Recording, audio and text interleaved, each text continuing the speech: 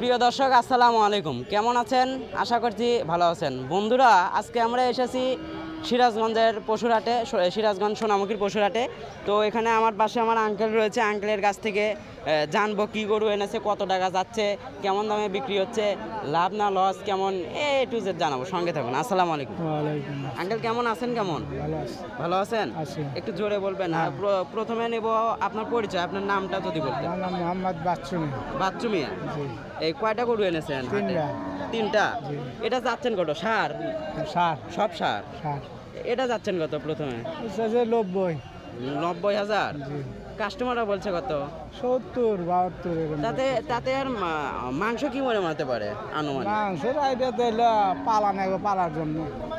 পালার জন্য? জি। কোরবানির জন্য হবে না? না, আচ্ছা, যাই হোক, আপনার এটা আপনি ব্যবসা করেন নাকি না। এই খামারে না, পালছি গরু নিজস্ব পালন করছেন? কয়টা?